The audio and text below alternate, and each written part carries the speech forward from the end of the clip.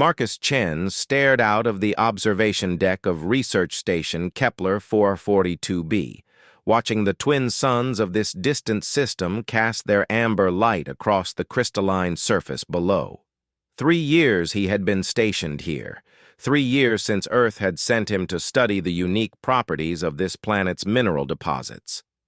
3 years since he had last seen another human face.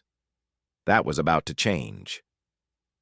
The communication console chirped, drawing his attention away from the endless expanse of crystal formations.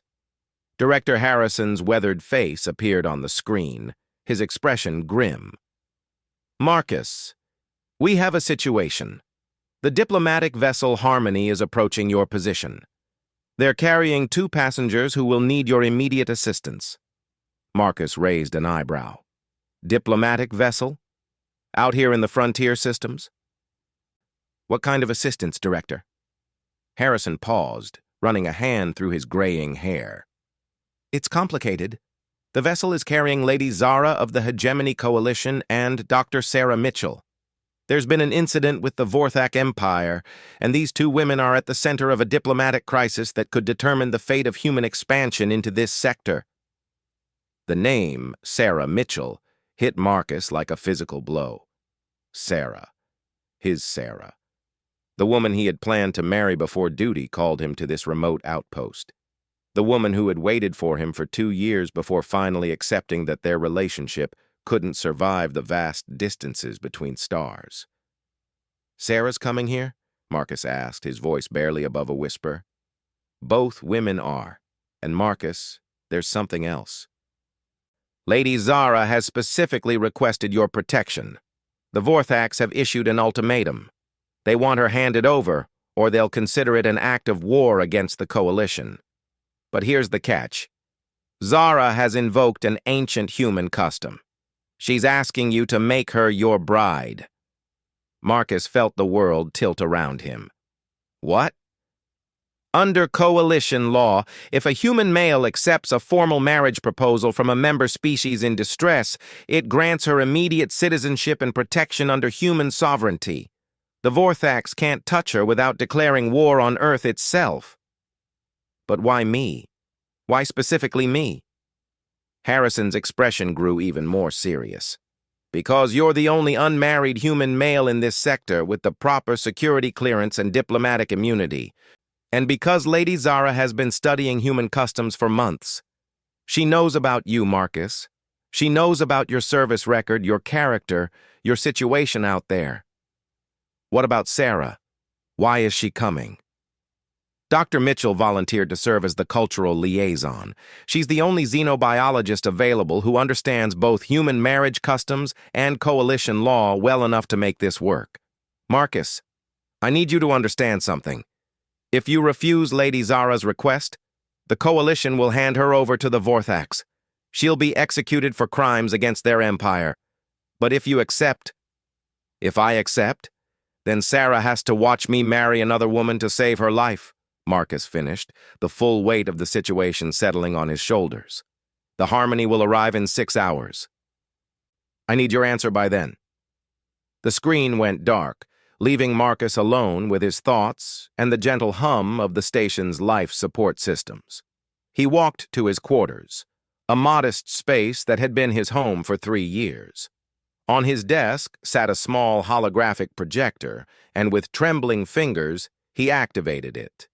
Sarah's image appeared, captured during their last shore leave together on Luna Station. Her brown hair caught the artificial sunlight, her green eyes bright with laughter as she pointed at something outside the frame. God, how he had missed that laugh. A soft chime indicated an incoming priority transmission. Marcus hesitated before accepting it. "Hello, Marcus."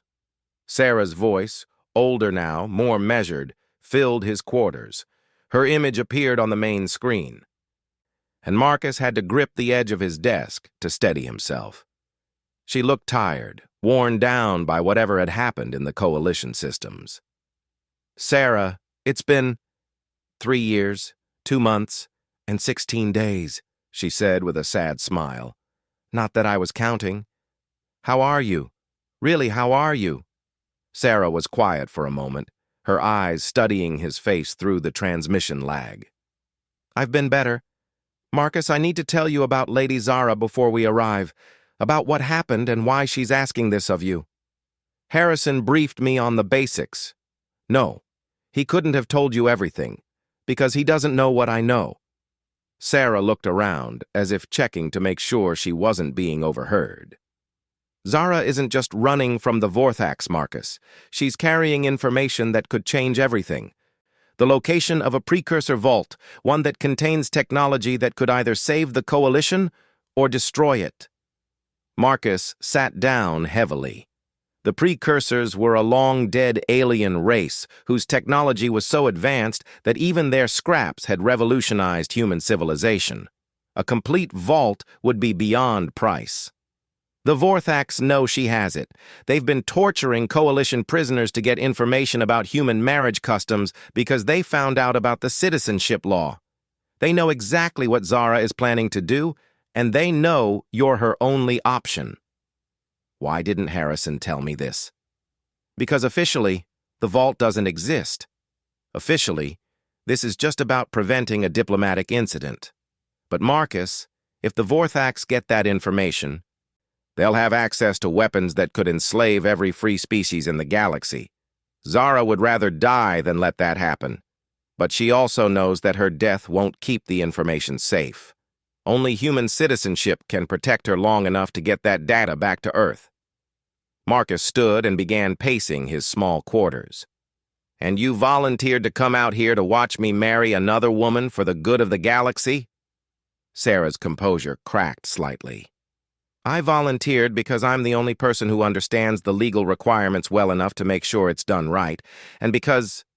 She paused, took a breath. Because I needed to see you again, to know if what we had was real or just something I built up in my memory. Sarah. No, let me finish. I've spent 3 years trying to forget you, Marcus. I've dated other people, thrown myself into my work, even accepted a marriage proposal from Dr. Chen on Europa Station. But I could never say yes because part of me always wondered what would have happened if we had fought harder to make it work. Marcus felt his heart breaking all over again. You're engaged? Was. I broke it off last month. Because when the council asked for volunteers for this mission, I knew I had to take it. I had to know. She wiped at her eyes. And now I do. What do you mean? I mean that seeing your face again, even through this transmission, tells me everything I need to know. What we had was real, Marcus. It was the most real thing in my life, and that's why I can help you marry Lady Zara tomorrow. The transmission ended, leaving Marcus alone once again. He moved to his window and stared out at the crystal formations below, their surfaces reflecting the twin suns in patterns of light that seemed to shift and change with each passing moment. 6 hours. In 6 hours, the harmony would arrive, bringing with it the 2 most important women in his life and a decision that would change everything.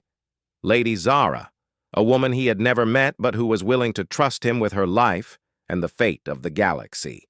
And Sarah, the woman he had never stopped loving, who was willing to sacrifice her own happiness to ensure he could save another. Marcus activated his personal log and began recording. Personal log, Marcus Chen, Kepler Station.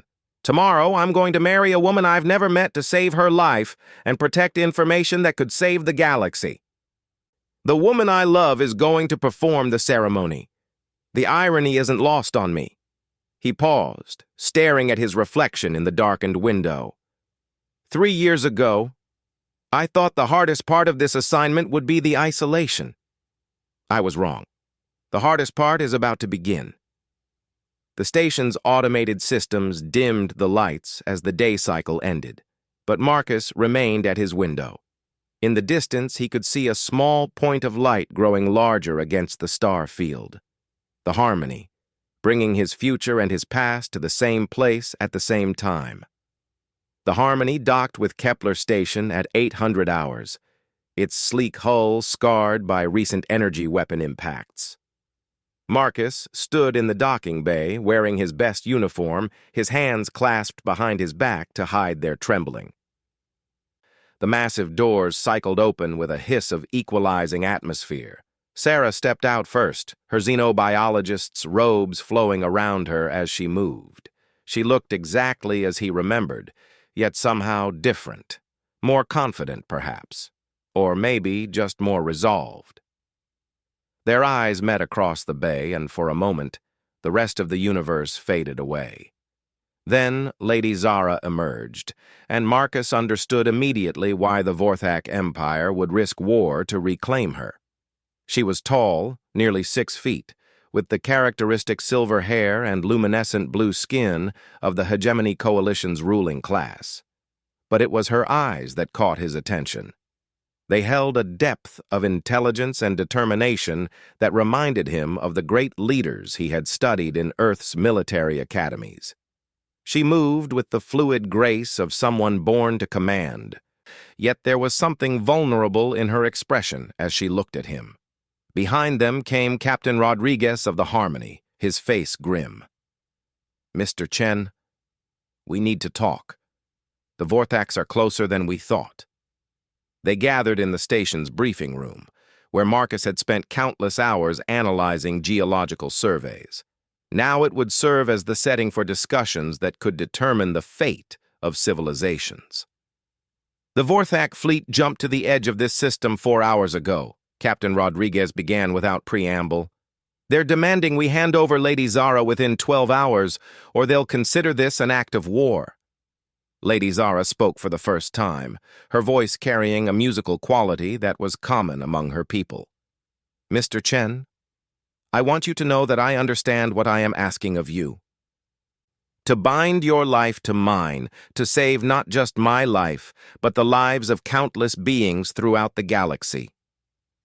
"Tell me about the vault," Marcus said quietly. Zara glanced at Sarah, who nodded.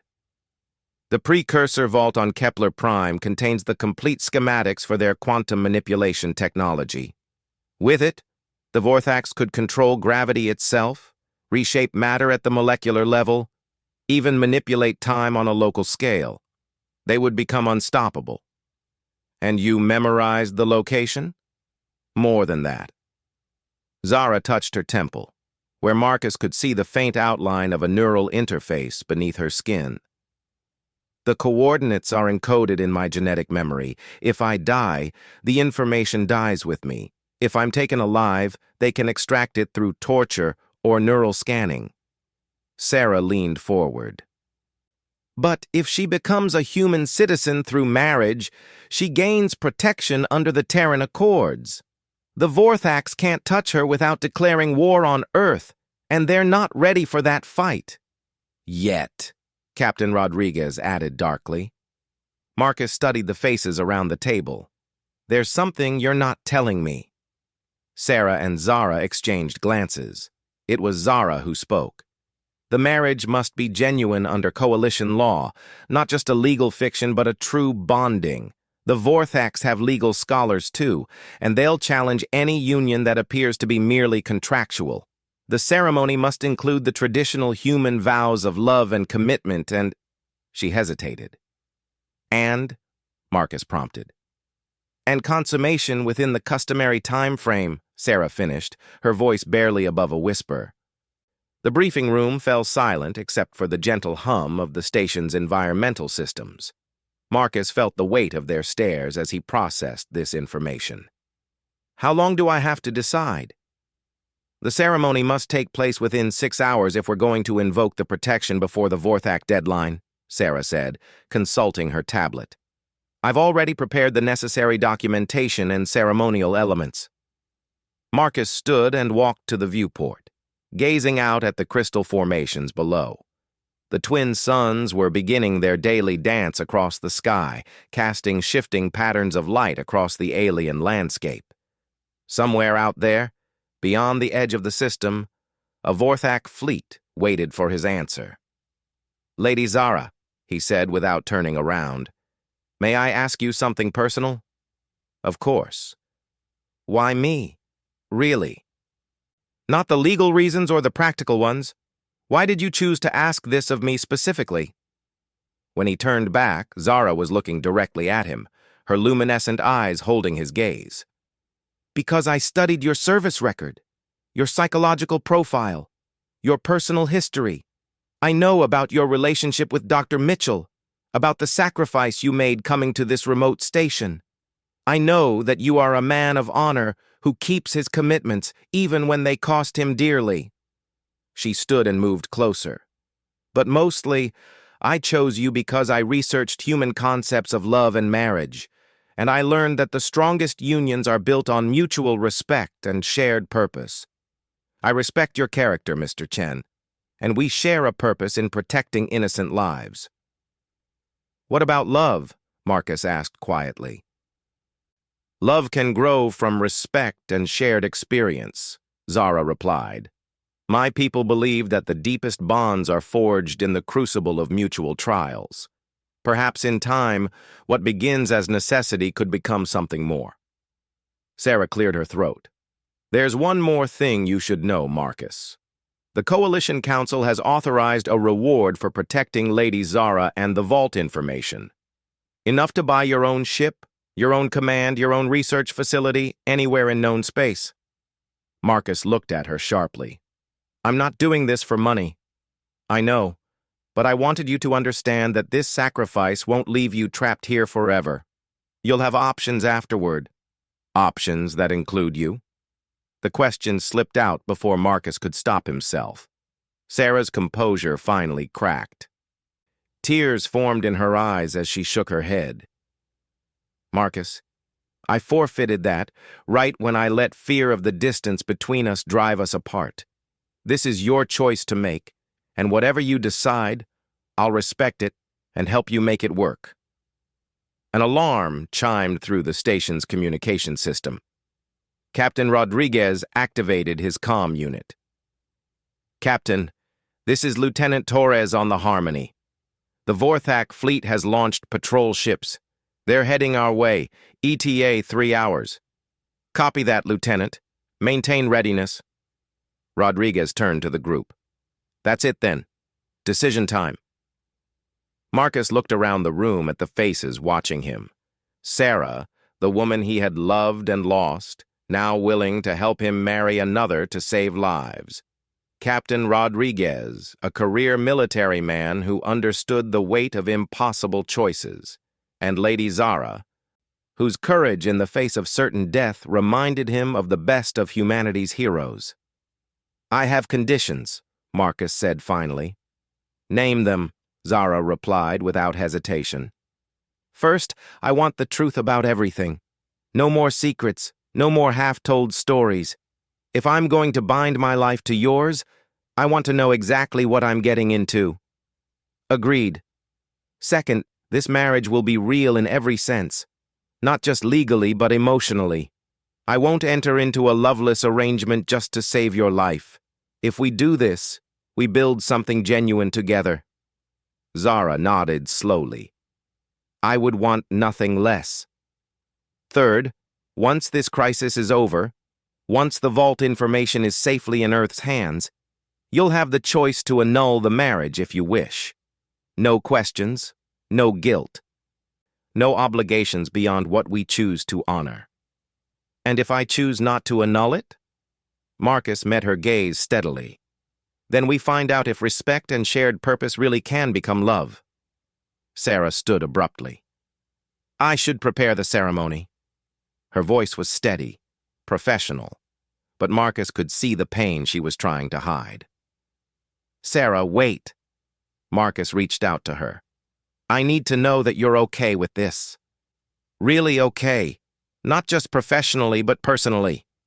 She turned back to him, and for a moment, her professional mask slipped entirely. "I love you, Marcus. I've loved you for 3 years, even when I was trying to forget you. But love sometimes means letting go. Lady Zara needs you in a way I never did. The galaxy needs you to make this choice. And maybe this is how we find closure." She approached him slowly, reached up and placed her palm against his cheek. "Be happy, Marcus. That's all I ever wanted for you." Then she was gone, leaving Marcus alone with Lady Zara and Captain Rodriguez. "The ceremony needs to take place within 2 hours to ensure we meet all the legal requirements," Rodriguez said quietly. "I'll give you both some time to prepare." As the captain left, Zara moved to the viewport where Marcus had stood earlier. "Are you afraid?" she asked. "Terrified," Marcus admitted. "You?" "Yes, but not of the Vorthax." She turned to face him. "I'm afraid of what happens if this doesn't work. Not just for me, but for all the innocent people who will suffer if that technology falls into the wrong hands." Marcus joined her at the viewport. Below them, the crystal formations caught and reflected the light of the twin suns, creating patterns of beauty that seemed to shift and change with each moment. It struck him that his life was about to change in much the same way, familiar elements arranging themselves into something entirely new and unexpected. "There's something I need to tell you," he said, "something that might change your mind about asking this of me." "What is it?" "I'm not the hero you think I am. I came to this station because I was running away from the complexity of relationships, from the pain of loving someone I couldn't be with. I chose isolation over fighting for what I wanted." Zara considered this. "And now? Now I'm choosing to fight. For you. For the galaxy. For the chance that two people from different worlds can find something worth protecting together." The station's communication system chimed again. "All personnel? This is Captain Rodriguez. Prepare for incoming traffic. Wedding party to Observation Deck 7 for the ceremony." Marcus offered Zara his arm. "Shall we go get married?" She took it, her blue skin warm against his uniform sleeve. "Yes. Let's go save the galaxy together." As they walked toward their future, Marcus couldn't shake the feeling that despite all the fear and uncertainty, he was about to participate in something truly extraordinary. Not just a marriage of convenience, but the first step in proving that humans could forge bonds strong enough to protect what mattered most, even when it cost them everything they thought they wanted. The wedding was about to begin, and with it a demonstration of the human capacity for sacrifice, honor, and hope in the face of impossible odds. He thought about duty and love, about sacrifice and honor. He thought about the vast emptiness between stars and how sometimes, in that emptiness, the most important moments of a person's life could unfold. Tomorrow, he would make a choice that would Observation Deck 7 had been transformed into something Marcus had never expected to see aboard a research station. Sarah had somehow managed to create a ceremonial space that honored both human and coalition traditions. Crystal formations from the planet below had been arranged around the deck's perimeter, their faceted surfaces catching and reflecting the light from the twin suns. Between them, she had placed holographic displays showing the gentle glow of Earth's moon and the aurora patterns from Zara's homeworld. Marcus stood at the center of the space, wearing his dress uniform with the additions Sarah had made, a ceremonial sash bearing both Earth's insignia and the symbols of the Hegemony Coalition. Beside him waited Lady Zara, transformed from the tired refugee who had stepped off the Harmony into something radiant. She wore a gown that seemed to be woven from starlight itself, shifting between silver and blue as she moved. Sarah approached from the entrance, carrying a tablet containing the ceremonial words and legal requirements.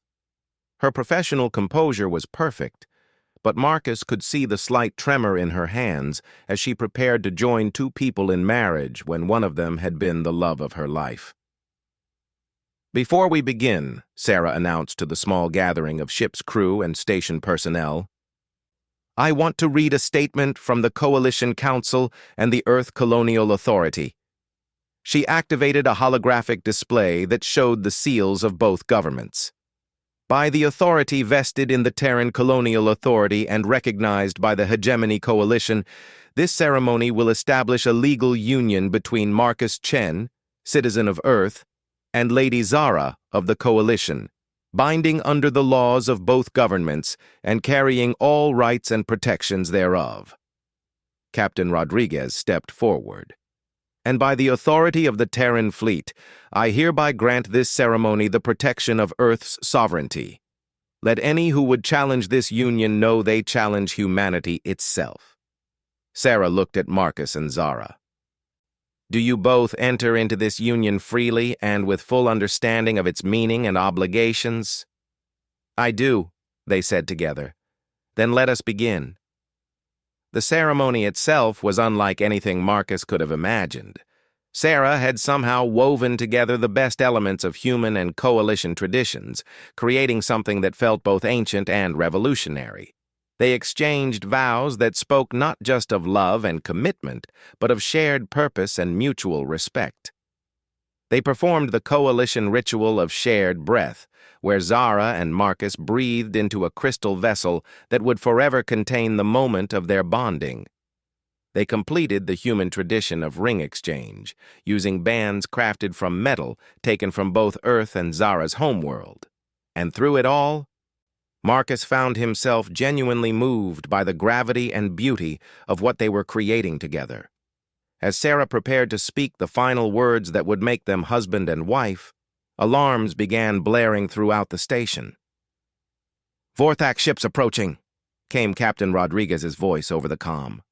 "4 vessels, heavily armed. ETA 15 minutes. Sarah looked at Marcus and Zara.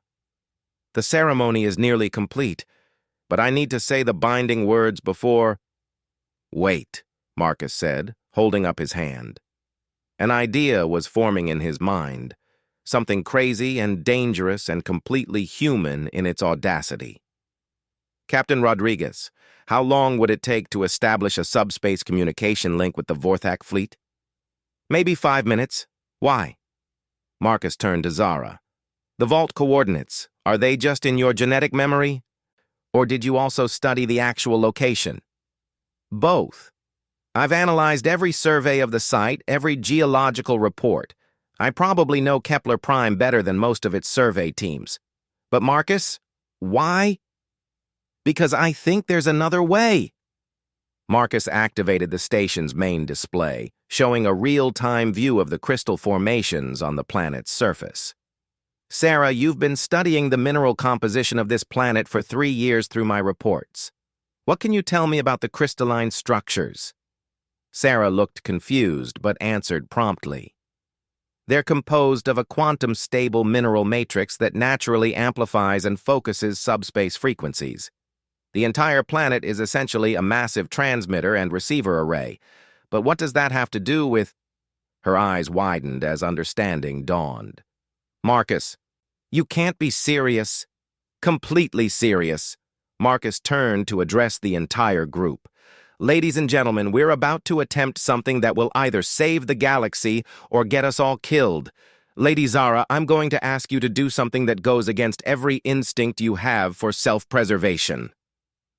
"What are you thinking?" Zara asked, though there was excitement rather than fear in her voice.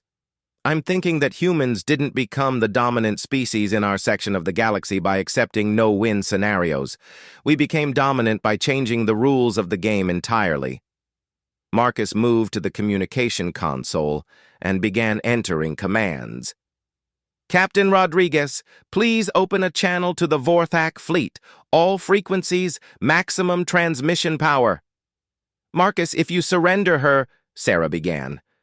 "I'm not surrendering anyone. I'm about to demonstrate why nobody should ever underestimate human ingenuity." Marcus looked at Zara. "Trust me?" She nodded without hesitation. The main display flickered to life, showing the bridge of a Vorthak warship. The alien commander's reptilian features were set in an expression of cold satisfaction as he looked at Marcus. "Human, you will surrender the criminal Zara to Vorthak justice within 10 minutes, or we will take her by force." "Commander, I have a different proposal," Marcus replied calmly.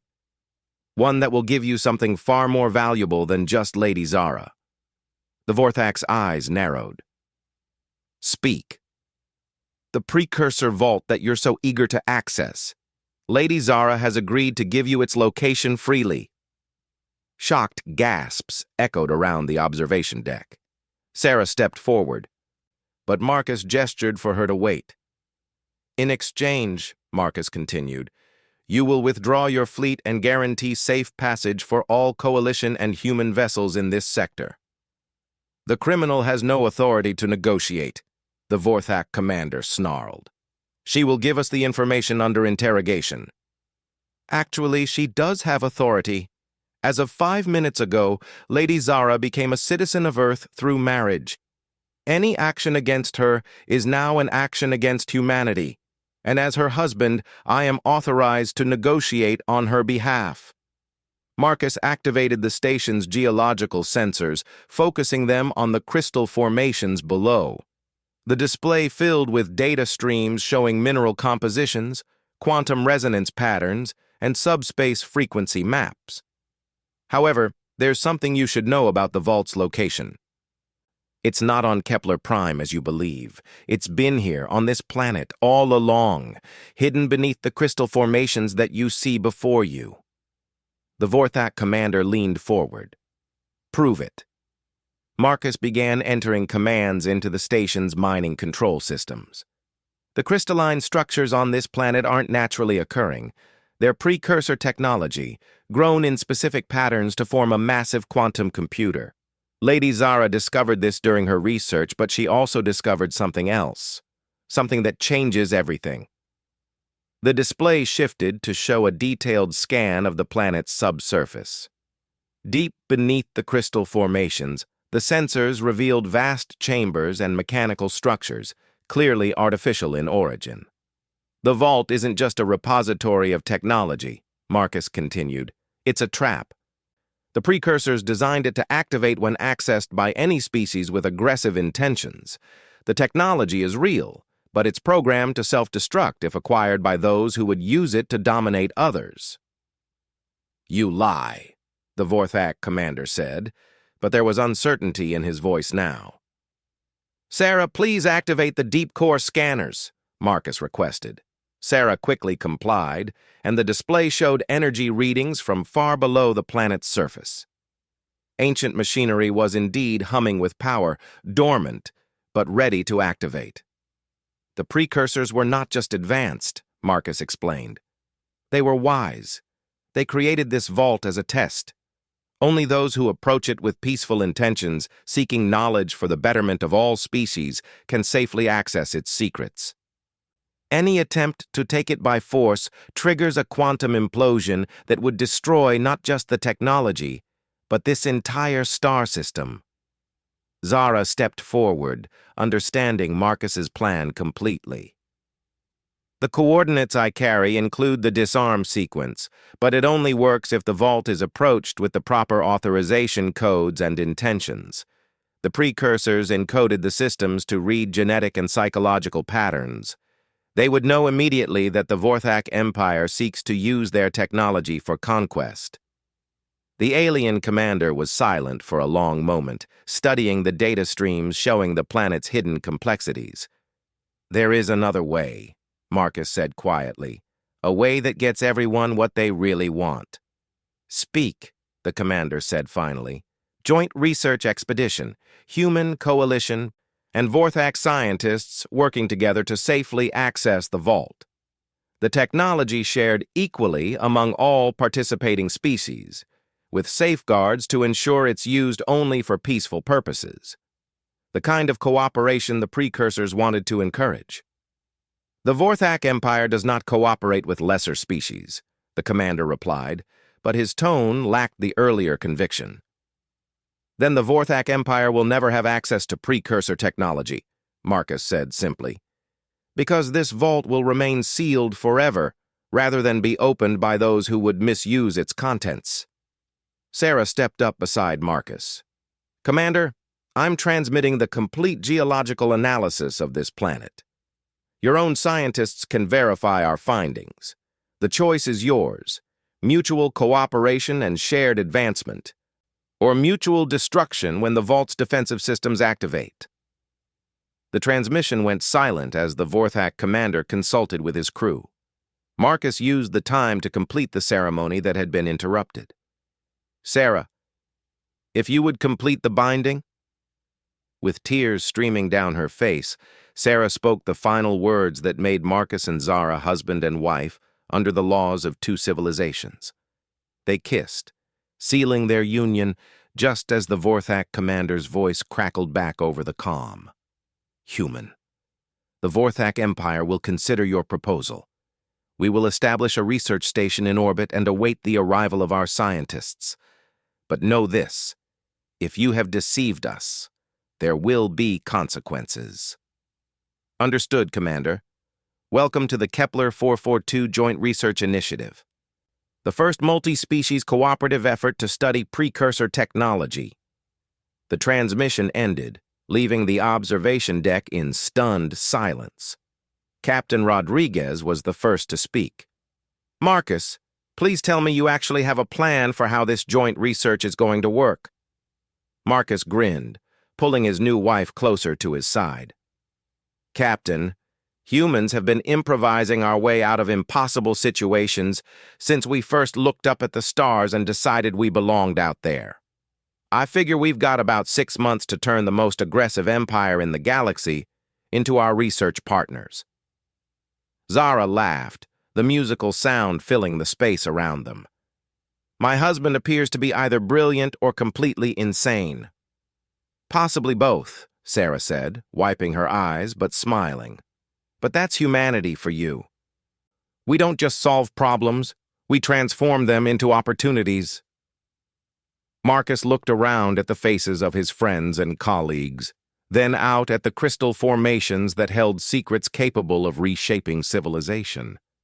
In a few hours, he had gained a wife, potentially prevented a galactic war, and opened the door to the greatest cooperative venture in known history.